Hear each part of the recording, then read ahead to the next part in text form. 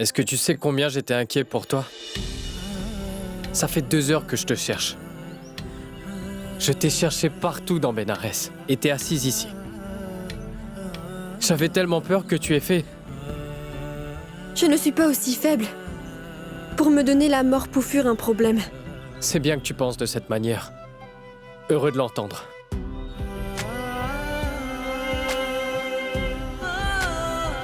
Oui. C'est parce que je réalise que rien de tout ça est de ma faute.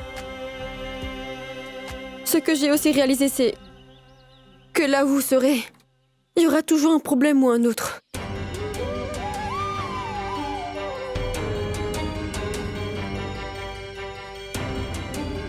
Dani, je veux te présenter mes excuses. Mes fiançailles ont été annulées et c'est très tendu chez moi. Ma mère, elle est très tendue et elle est à bout de nerfs. Et lorsqu'elle t'a aperçu au marché, ma mère n'a pu contrôler ses émotions et c'est pour cette raison qu'elle s'est défoulée sur toi. Et je veux m'excuser pour son comportement.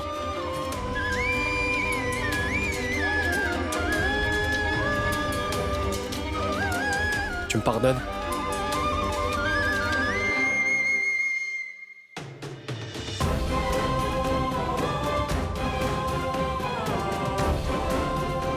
Et oui, je le reconnais, Dani, que je suis la cause de tous les problèmes que t'as eus. Et c'est pourquoi je tiens... Mais attends, c'est pour cela que je tiens à m'excuser. Dani!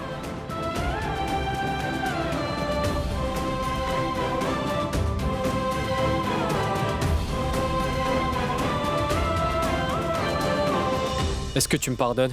Il n'y a vraiment pas lieu de vous excuser pour le comportement de votre mère. Parce que je ne la tiens pas pour responsable. Le responsable, c'est bien vous. Car vous êtes la source de tous les problèmes. Tout ce qui arrive, c'est à cause de vous. Est-ce que ça vous amuse de me tourmenter, dites-moi? Et pourquoi êtes-vous tout le temps sur mon chemin? Vous avez rompu vos fiançailles et on me le reproche, comme si j'y étais pour quelque chose. Mais qu'est-ce que j'ai à faire avec ça? Vous auriez mieux fait de me laisser mourir. Pourquoi m'avez-vous sauvé la vie, hein? Pour que je doive écouter tout ça? Votre relation aurait été au moins sauvée. Je n'aurais pas eu à supporter tant de problèmes. Tu me prends pour un dégonflé, hein? Quoi, j'aurais dû m'enfuir et te laisser te noyer? C'est ça, j'aurais dû te laisser mourir? Est-ce que t'entends ce que tu dis? Tu plaisantes? Non, je ne plaisante pas. Mais c'est vous qui aimez bien faire des blagues. Quelle différence cela fait-il pour vous? Depuis qu'on s'est croisés, je paye tous les prix de vos erreurs. Et vous vous en sentez toujours bien. T'es au courant que c'est pour soulager tes souffrances que je fais des plaisanteries? Pourquoi?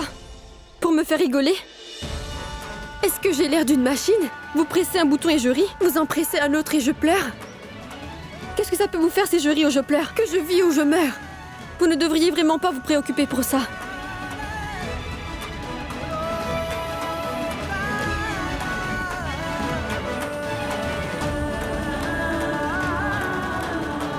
Tu sais quel est ton problème, Dani? C'est que tu ressasses sans cesse le passé dans ta tête et ça t'empêche d'avancer. Je n'ai pas oublié. J'ai commis une énorme bêtise. Oui, j'ai mis de l'alcool dans ton vase. Mais depuis, je n'ai pas cessé d'essayer de réparer mon erreur. Je me suis excusé tant de fois. Et je t'ai aidé tant de fois, Dani. Et là, je défends ton affaire. Mais ça ne fait aucune différence pour toi parce que tu choisis de l'ignorer complètement. Tu sais, tant que tu persisteras à t'accrocher aussi fermement aux événements du passé, Dani, tu ne seras jamais heureuse. Tu ne pourras jamais sourire. S'il te plaît, pour une fois dans ta vie, essaie de mettre toutes ces choses de côté.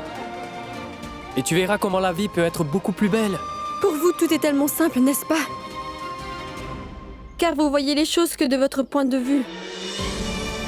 Vous pensez votre blessure et c'est bon. Votre problème est résolu. La vie n'est vraiment pas une partie de plaisir.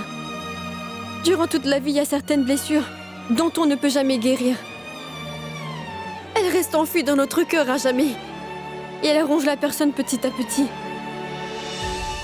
C'est si facile pour quelqu'un de s'excuser lorsqu'il ne réalise pas du tout que la blessure ou la peine qu'il infligeait à l'autre personne ne pourra jamais être effacée. C'est pourquoi c'est si simple. Mais le fait que vous vous excusiez ne me rendra pas la dignité que j'ai perdue lorsque j'ai été humiliée ce jour-là devant toute la foule. Vous savez, vous ne pouvez pas imaginer ce que ces gens pensent tous de moi. À leurs yeux, je suis la seule responsable. Et si votre mère a agi ainsi, c'est qu'elle doit penser que je vous ai dit de me rejoindre au temple. Et Madame Tanya doit penser que j'ai provoqué la rupture de ses fiançailles. Ah, Dani, comment pourrais-tu être responsable de la rupture de nos fiançailles? Cela concerne uniquement que Tanya et moi. Je sais que je ne suis pas la responsable, c'est vous. Mais ce n'est pas ce que les autres pensent vraiment. Écoute, Dani, ce n'est pas toi qui es responsable de ça. J'ai raconté à Tanya ce qui s'était vraiment passé cette nuit-là. Et je t'assure qu'elle a compris. Ce qui est arrivé cette nuit-là n'aurait jamais dû arriver, monsieur. Cet incident a tiré la honte sur les veuves du foyer. Je ne peux montrer mon visage à personne d'autre. Même si je n'ai rien fait de mal. Vous ne réalisez pas du tout que nous ne sommes pas que veuves, mais des gens des plus ordinaires. Et tout ce que je veux, c'est avoir une vie ordinaire. Et ce qui s'est passé cette nuit, vous êtes la seule personne à être au courant de tout ça. Vous et personne d'autre. Dani, tu sais, maintenant je comprends ce que tu ressens. Dani, je t'assure que je comprends ta souffrance. Tout ce que tu dois endurer, je peux le comprendre. C'est pourquoi je devenais fou à te chercher. Car je m'inquiétais. Je me demandais comment tu dois te sentir après tout ce que tu as traversé. Quoi? Qu'est-ce que vous pensiez? Que j'allais peut-être commettre l'irréparable, c'est ça? Que j'allais mourir? Si c'est ce que vous imaginiez, vous vous êtes lourdement trompé, monsieur. Et je suis venue m'asseoir ici, car je ne voulais rentrer au foyer dans cet état. Je ne voulais pas que les autres veuves me voient dans cet état. Nous sommes vraiment pauvres, vous savez, en essayant de garder la tête haute. Je ne voulais pas que les veuves du foyer faiblissent en me voyant si faible. Et c'est pour cette raison que je suis venue ici. Mais vous ne pouvez pas comprendre, parce que vous êtes le petit-fils du grand prêtre d'Ashrat Tripati, qui est né avec une cuillère d'argent dans la bouche. Et donc tous les moindres désirs ont toujours été exaucés. Si vous faites des bêtises, quelqu'un d'autre les assume. Comme l'autre fois quand l'erreur était la vôtre. Mais c'est votre grand-père qui est venu demander pardon. Afin de vous protéger et de vous éviter de faire face aux conséquences. Donc vous ne vous souciez pas de la souffrance des autres. Puisque vous ne savez même pas ce que c'est de souffrir. Ce qu'est la douleur. Donc vous ne pouvez pas savoir ce que nous traversons. Comment nous sommes traités par les gens. Le manque de respect qu'on subit.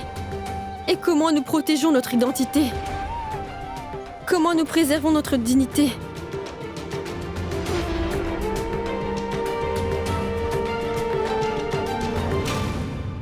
Si vous voulez vraiment faire quelque chose pour moi, vous devez me promettre que... désormais, vous n'allez plus jamais vous moquer d'une femme dans le futur. Et promettez-moi aussi que vous sortirez de ma vie à tout jamais. Je vous en supplie les mains jointes. De m'oublier pour mon bien-être et aussi celui de tout le monde.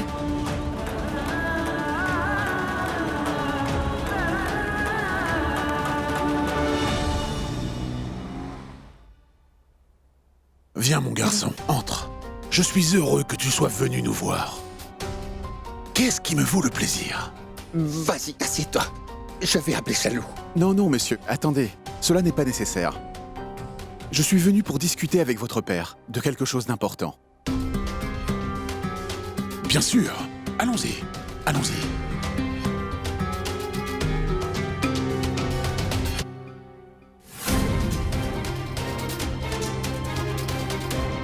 Qui sont ces gens? Ces hommes sont avec moi, grand prêtre. Ah, oui. Très bien. Namasté. Oui, dis-moi. Que puis-je faire pour toi? Grand prêtre, vous vous souvenez que le jour des fiançailles, je vous avais dit que je voulais vous parler de quelque chose d'important. Oui, oui. Bien sûr. Grand prêtre, je suis venu vous voir pour vous demander les reçus originaux pour l'or que vous avez offert pour Chalou.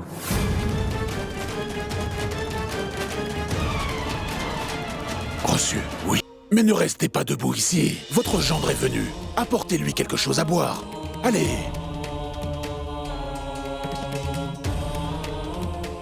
Le fait, mon garçon, est que cet or est un cadeau précieux que m'ont offert mes fidèles.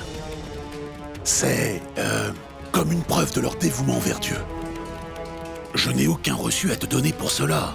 et ni même de documentation pour ça. Tu comprends ce que je dis? Tout à fait, prêtre. Ce n'est pas grave. Veuillez, s'il vous plaît, dans ce cas, me donner tous les fichiers de la déclaration des revenus de cette année, où sont inscrits les dons qui sont faits au temple.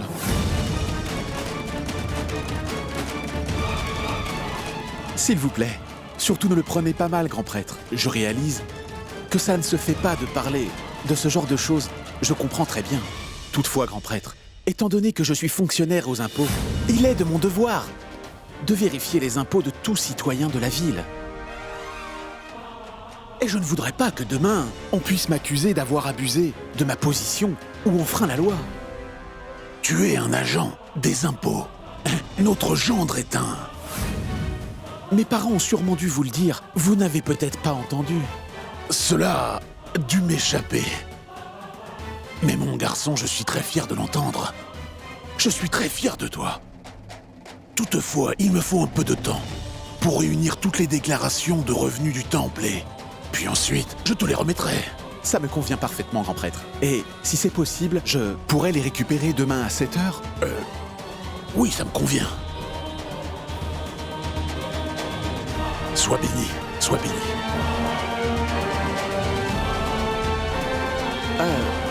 Grand prêtre, surtout ne soyez pas offensé.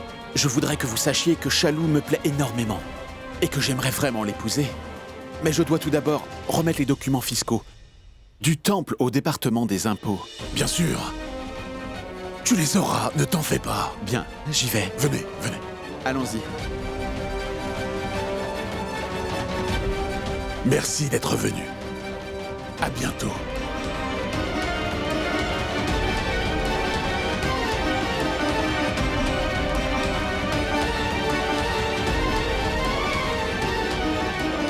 Tous les temples sont enregistrés au nom de Viplav. J'ai transféré tout ce que je possède à son nom. Donc ça veut dire que si on se fait coincer par le département des impôts, tout retombera sur Viplav. Non, non. Je dois empêcher cela. Quitte à annuler le mariage de Chalou si c'est nécessaire.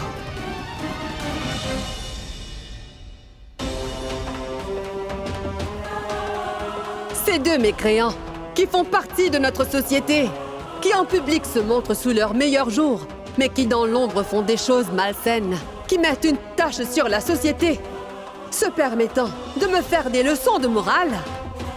Je dirais ces 4 vérités à Madame Kanak. Si l'occasion m'était donnée de le faire, mais la manière dont elle a traité ma mère hier, je ne l'oublierai jamais.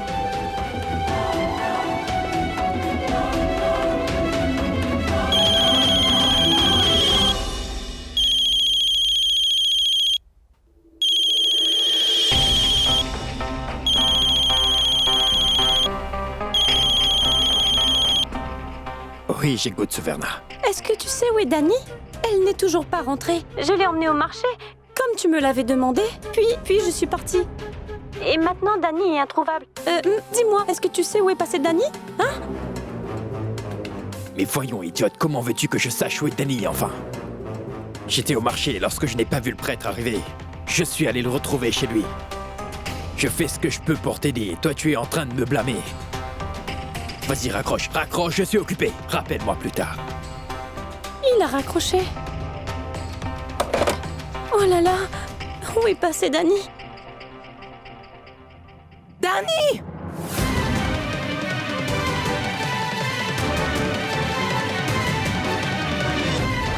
Oh non, que fait maman ici? T'en fais pas, je vais lui parler. Sale petite morveuse, tu vas voir! Je te cherche partout! Qu'est-ce que tu as fait? Madame, Qu'est-ce que tu as fait? madame, Tu as fait? madame. Qu'as-tu Non, madame, fait? attendez, Qu'as-tu madame. fait?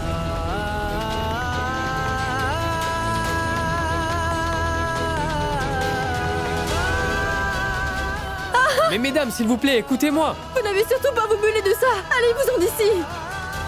Tout ceci est de votre faute. La vôtre.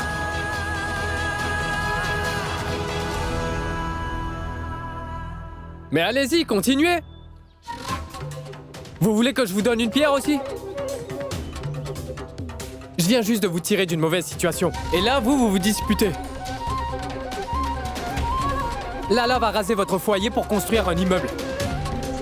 Il n'y aura plus de foyer de veuve. Qu'en sera-t-il de votre dignité? Mais quel genre de mère êtes-vous? Vous croyez tout ce que vous lisez? Vous ne pensez pas que votre fille pourrait avoir raison? Et en plus de cela, vous n'avez même pas confiance en votre avocat. C'est écrit en gros caractères dans les journaux qu'un homme a sauvé une jeune femme de la noyade. Mais vous avez simplement décidé d'écouter les gens et de croire plutôt à leurs mensonges. En tant que mère, vous devriez plutôt la soutenir. Vous devriez plutôt l'aider et vous devriez avoir confiance en elle, n'est-ce pas? Et Dani, toi aussi, t'as ta part de tort. Tu prétends être forte et courageuse, n'est-ce pas? Mais où sont ta force et ton courage? Vas-y, dis-le-leur! Que je n'y suis pour rien, que je n'ai rien fait de mal. Tout ce que j'essayais, c'était de lui sauver la vie. Allez, dis-le-leur! Dis-leur la vérité. Répétez un mensonge souvent et il devient la vérité. Qui êtes-vous pour dire à Dani de dire à tout le monde ce qui est la vérité ou pas? Lorsque sa mère est en train de lui poser des questions, pourquoi essayez-vous d'influencer ses réponses? Mais papa, je ne veux pas vous importuner avec ça, mais je n'ai pas la moindre idée où est Viplav. Et il ne prend pas mes appels. Papa, pourriez-vous essayer de le retrouver? Bien sûr, je vais le trouver. Je commence vraiment à m'inquiéter. J'espère qu'il n'est pas encore allé s'excuser auprès des veuves. Papa, dites, est-ce que vous savez où sont les journaux? En fait, depuis que la presse a publié cette photo, la ville tout entière se moque de nous. J'ai peur que notre réputation en prenne un coup. Il faut empêcher la presse de publier cela. Il y a une chose que je ne comprends pas. Pourquoi Viplav irait-il encore une fois s'excuser auprès des veuves? Mais que s'est-il passé? Que se passe-t-il? Mais papa, bien, en vérité, j'ai détendu à cause des fiançailles et je m'en suis pris à cette jeune veuve. Je crois que Viplav est allé lui présenter des excuses.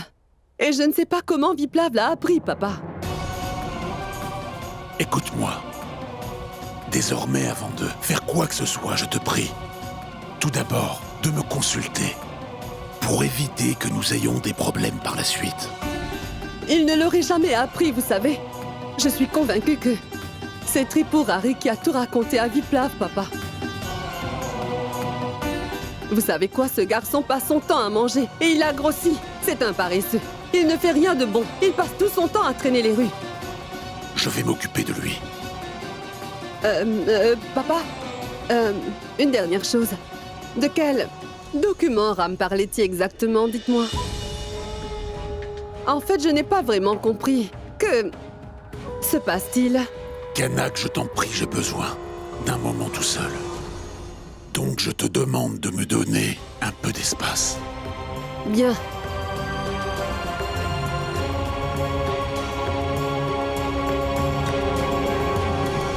Vous me semblez la plus sage et avisée. Donc dites-moi, madame, vous ne voyez aucune vérité dans tout ce que je vous ai dit? Si toutefois c'est le cas, je vous demande de la considérer. Je pense que vos croyances exigent que vous rejetiez toute forme d'injustice, n'est-ce pas? Si cependant vos principes vous apprennent à soutenir l'injustice, alors ils sont tous faux. Et ce serait mieux pour vous de l'abandonner.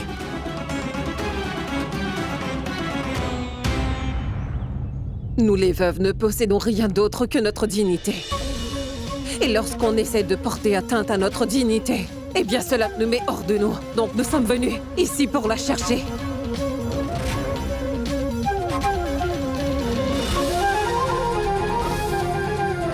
Madame, écoutez, j'aimerais régler cette histoire au plus vite. Donc je vous le demande. Dites-moi ce que je dois faire pour effacer cette tâche qu'on a injustement mise sur les veuves du foyer. Je ferai tout ce qu'il faut pour y parvenir. Alors dites-le-moi. Dani ne sera jamais considérée innocente. Tant que votre mère n'ira pas présenter à notre fille ses plus plates excuses en public.